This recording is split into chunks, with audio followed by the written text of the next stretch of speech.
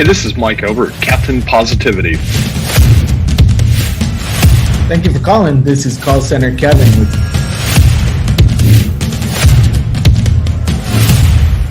Hey, everybody. Welcome to a Super Bowl edition of the Outsourcing Guys.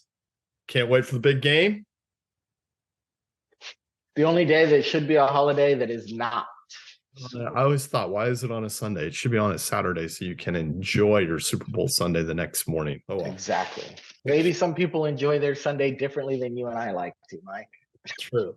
So for the weekend stretch, we're going to stretch a little bit and we're going to try and relate Super Bowl Sunday to outsourcing. So Super Bowl outsourcing. And we've got 3 points that we're going to talk about. You go first. I don't think it's as big of a stretch, Mike. So the first point that we think of is the organization. So being surrounded and involved with a strong organization that is willing and able to provide the resources that are necessary to be successful, whether it be tools, teammates, plays, whatever may be the case, a solid organization to support what's needed. Right. And I also second point, Mike. I was going to also relate that to the owners and to the coaches and all the people that are driving the business and running the business. So a solid organization. I like it.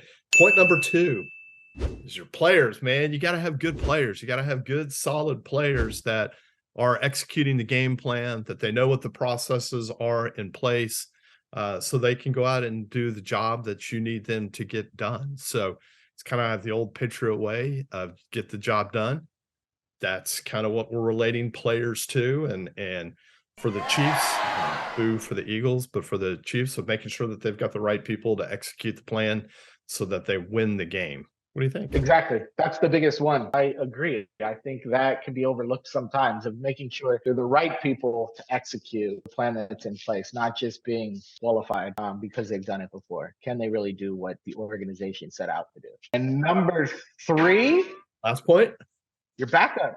Your backups. We've seen it down the stretch with both teams in this playoff run and everything. Backups had to step up into some key spots and win some games and everything, and they got the job done. And I think that translates to having a solid game plan that's set out there by the coaches, so these guys can step into these roles and know exactly what's expected of them, and as well as what success looks like.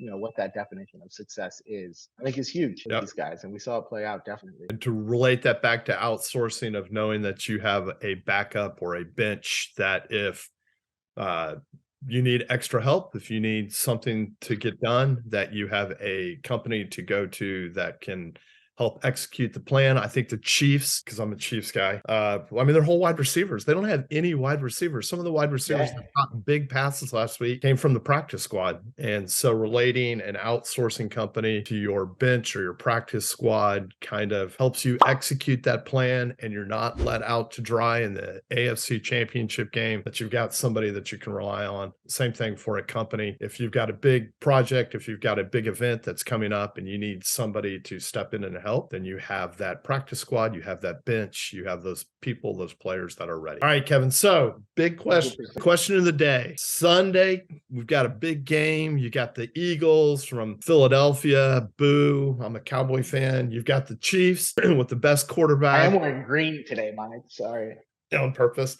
We got the Chiefs with the best quarterback in the history of Patrick Mahomes, who I'm a Tech guy as well. So I'm sure you know who I'm going to pick. But Kevin, who are you going to pick, and tell me a final score? So quick fun fact, Debbie Thompson, my mother, is a huge Mahomie, to the point where she was in a hotel for the championship game. For some reason, this hotel didn't have CBS, so it shows the quality of hotel she stays at.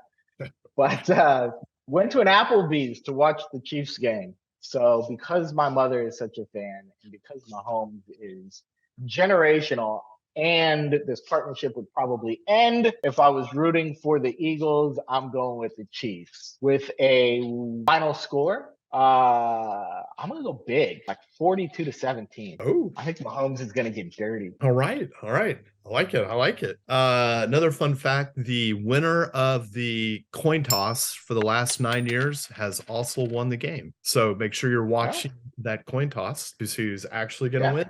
I have a feeling it's going to be your Kansas City Chiefs, though I'm not as optimistic with a high scoring game. I think I'm looking at like a 27-20 game with Mahomes becoming the MVP. And yeah, your Chiefs Winning down the stretch. Winning Are down. we going to see a fourth quarter 2-minute?